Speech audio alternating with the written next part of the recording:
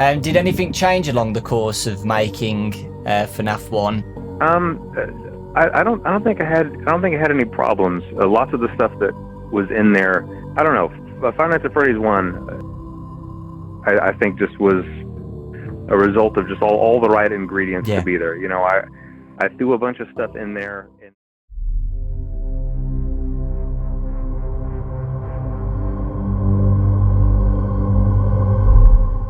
So it's usual that every few years there's a game that explodes, becomes really big, makes a huge splash, and then just dips. This has happened with quite a few games. From Slender in the 8 Pages, to Bendy and the Ink Machine, from Baldi's Basics in Education and Learning, to Help Our Neighbor. But these games usually die out within a few months.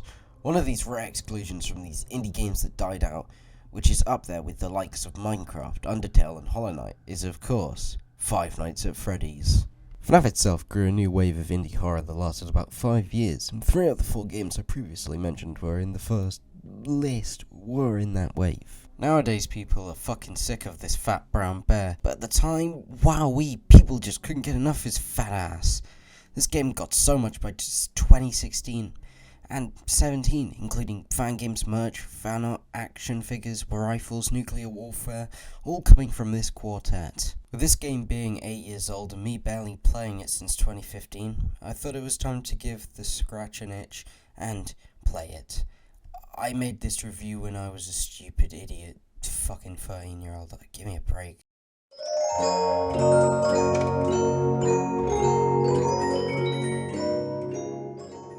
The character designs in this game are actually pretty frickin' solid in one way or another. Even the weaker designs are pretty solid, and around 7 out of 10s. Let's talk about our main man, Freddy. He looks like a company mascot that tries to look kid-friendly, but falls flat on its face and ends up looking creepy. He definitely looks like a kid entertainer mascot, but at night he fits around the classic horror archetype, and looks particularly creepy in most shots because he stands in the dark, leaving only his eyes and jaw visible. On the other end of the creepy scale, we have Foxy. Come on guys, just stay with me here. He doesn't look good enough to be a kid-friendly entertainer, but not scary enough to scare me. But like I said earlier, he's still a 7 out of 10, at least because he still has some shots that make him look rather creepy, which provides my context for saying that Scott Cawthon is obviously a master genius and one of the best modelers I've ever seen in my life. He can also pull off some really scary models, and some of the best horror designs in all of indie gaming.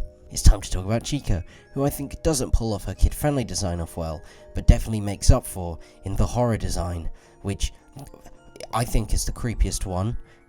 Look at that. Yes, even more than Purple Boy. I promise, we will be back to you in a minute. Chica stands out especially in the dining hall cam. Now we can talk about Purple Boy.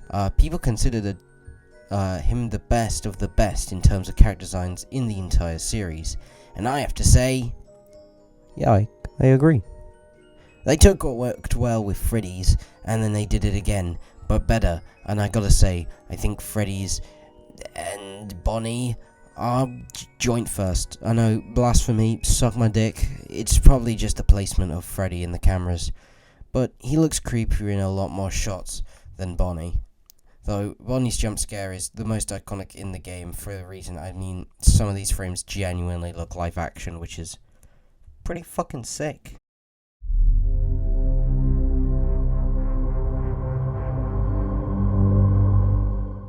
Nowadays people are pretty sick of the gameplay loop. Whether you're sat still in an office, only able to close other doors, or another repetitive mechanic. But at the time, nothing like this had ever been done before, and that gave the game something unique other than the story, but we'll take a slice from that pizza soon enough. Wow, funny, a pun about pizza in a video about a game set in a pizzeria. Wow, you're so funny, bro. Thank you, me. The gameplay is pretty simple compared to the other games in the series. This was before everything became pretty convoluted. This gameplay style of all things feels more like a strategy game more than a survival horror game, which is pretty unique to literally every other horror game in the history of indie horror and horror in general. But the simple gameplay loop of this works in the favour, in my humble, brilliant, and correct opinion. So the loop goes a bit like this.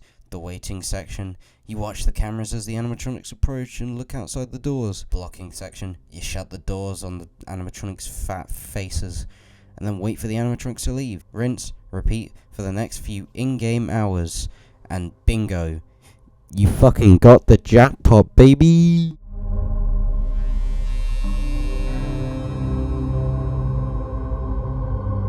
At this point in history, every person on the planet is sick of this stupid fucking game's lore. I mean, Pat made like fucking 50 theories on this damn series, but we'll be going off the clues that the first game gave us, and not the later games, which wasn't a lot, but this made this first game a whole lot more mysterious. A rare few videos, funnily enough, game theory being one of the most popular ones, was around at the time. The story gave a little bit of a plot, a bit like this. Freddy's Fazbear's Pizza was a restaurant chain all across America, whilst most of the animatronic-themed restaurants at the time were rather static, on a stage, or separate seats drawn by an employee. Freddy's had fully fledged walking animatronics. This was until the Bite of 87. At the time, presumably by Freddy, due to the hand marks people thought were on his mask, which were later proven to be just a coincidence. The animatronics were then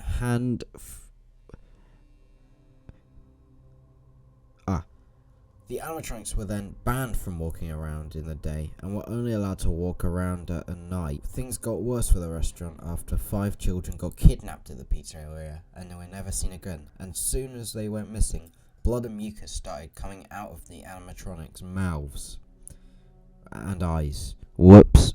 Take a guess, what happened? And then the restaurant shut down. The end. You may be wondering where all the remnant and time-traveling ball pits were. That shit wasn't in the first game, fuckheads!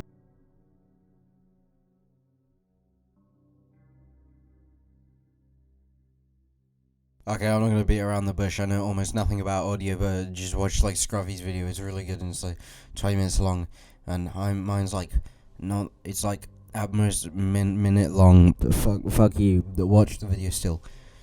I also barely know any shit about audio as well, so I'll be tacking some stuff from his video. So I'm gonna put it in the funny little card.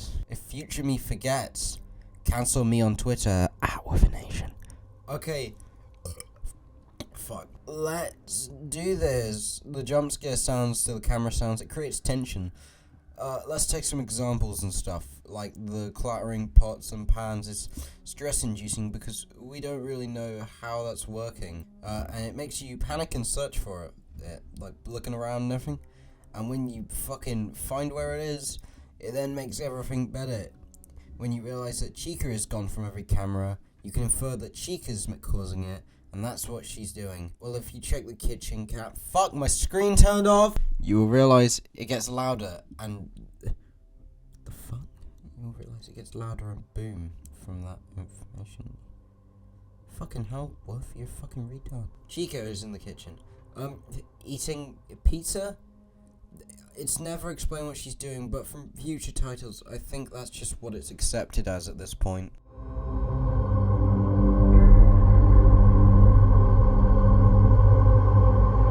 And that is the end of my #brilliant review. Okay, you can leave now. Fuck off. Bye bye. Okay, the normal people are gone. It's time to talk about what I call the Yellow Bear, also known as Golden Freddy. You really fucking thought I forgot about him earlier, didn't you? I never forget a face. Yellow Bear is the hidden 5th animatronic, and yes, I mean Yellow Bear, as that's what he's referred to as in the game file. Golden Freddy is a fan-given name, and like most characters at this point, personally, I prefer Yellow Bear. It sounds a lot more cryptic than Golden Freddy, and I like it because being cryptic fits with this fucking character. His mechanic is pretty simple. The poster on Cam 2B will sometimes be replaced with an image of the Yellow Bear. You can then flip down the monitor and boom, he's in your office.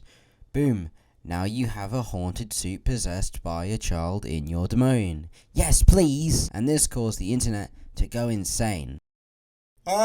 Everyone was talking about the 5th animatronic, the Gold Freddy. Game Theory didn't touch it on it too much.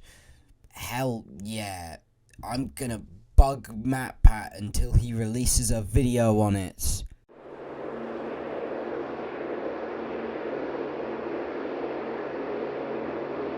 It's been almost a full decade since FNAF 1 released, and in my humble, great, correct, magical opinion, I think this game still holds up.